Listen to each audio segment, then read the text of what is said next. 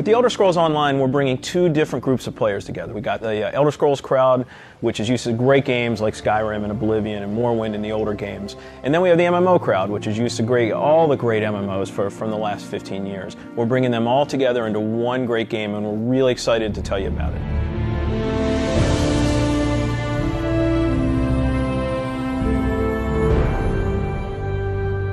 Elder Scrolls Online, everything you need to know about it is right in the name. It's Elder Scrolls, but it's online.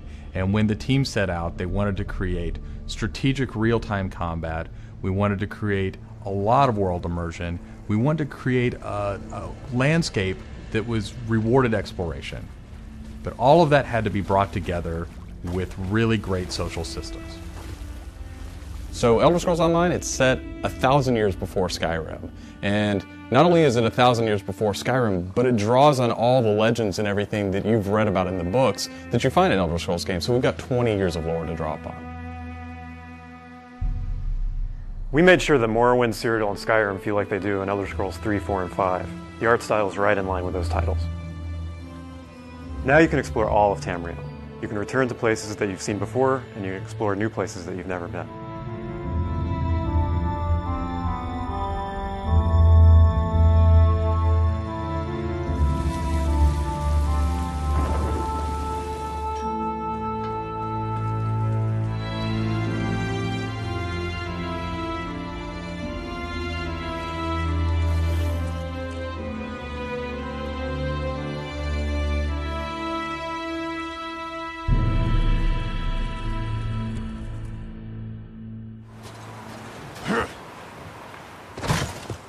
This is an Elder Scrolls combat system.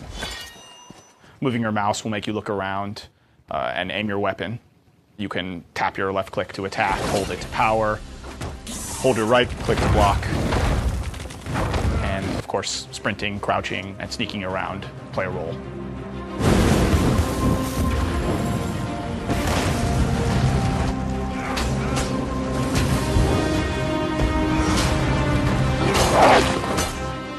All of our characters are designed so that hundreds of them can be on screen at one time.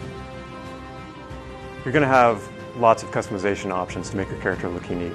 You'll find Dwarven armors, Daedric armors, Elven armors, basically all the types of armor styles and customization options that you expect from an Elder Scrolls game and the Elder Scrolls lore. By far the worst experience of any online game is at its launch, when you're trying to find your friends, you can't find people, you create a character on one shard, and then you find out everyone else is on another shard, and you have to move. That experience is not good.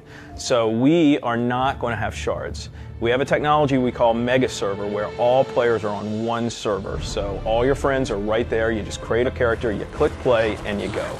The game is smart about where to put you. It puts you in game spaces with your friends, with your guildmates. It's a way to be connected with everyone, and the game figures out where to put you. So with Elder Scrolls Online, one of the big things is that you'll be able to get together with your friends and overcome obstacles. So things like public dungeons, heroic dungeons, but most importantly, when you participate with your friends or even just with strangers, you're not competing for resources. You're all working together to overcome something, and you get equal credit for that. As a player, you're able to start off by picking one of 9 races. You'll be able to pick a class. So that's just the start, though.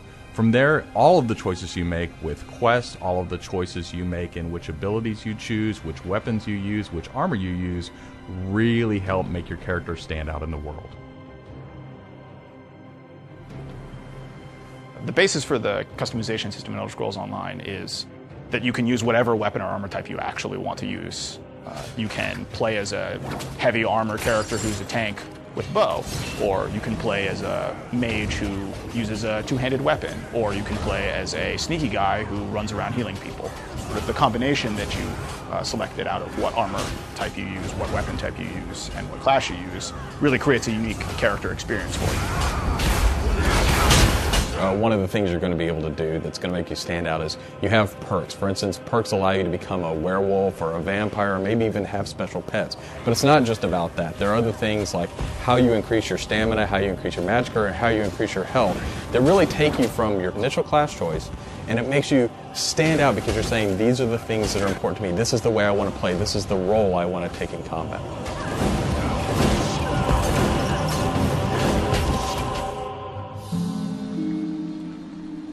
Questing in Elder Scrolls Online was built around a pretty simple concept, and that was that we wanted the player to explore.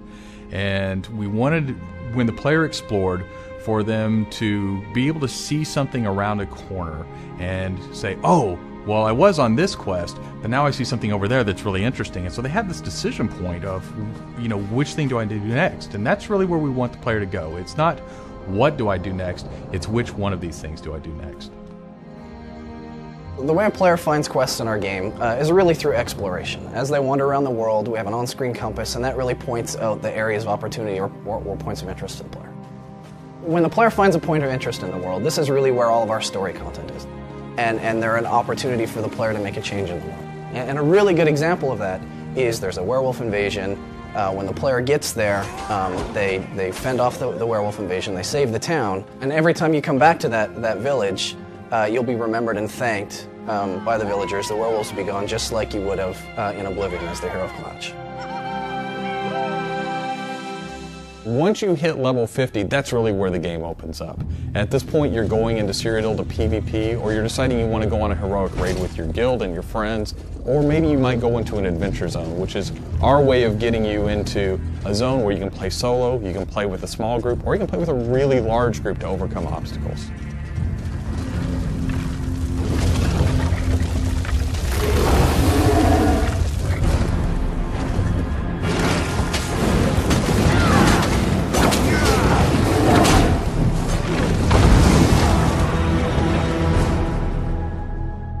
PvP in Elder Scrolls Online is focused around taking various structures in Cyrodiil. If you remember Cyrodiil from Oblivion, the space is very large, and that's a perfect setting for having three alliances fight each other. During this timeline, Imperial City is up for grabs, and there's no Emperor, so players are going to be fighting using trebuchets, catapults, all kinds of weaponry to take and hold keeps, structures, and resource fixtures around the keep to actually give the opportunity to crown one of themselves as an Emperor.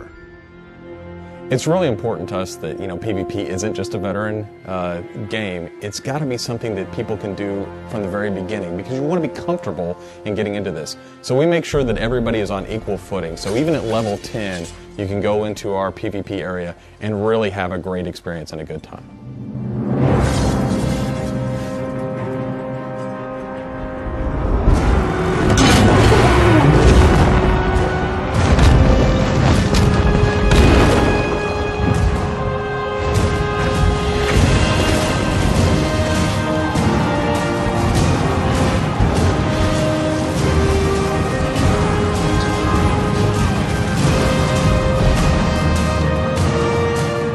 With a game the size of the Elder Scrolls Online, it's really hard to, in one demo, one presentation, one video, to list everything about the game. So what you've heard today are the basics. Over time, we're going to go into more depth in everything you've heard about today, and then all the other systems which we haven't talked about yet. All these elements are going to come together and make Elder Scrolls Online the next great online RPG.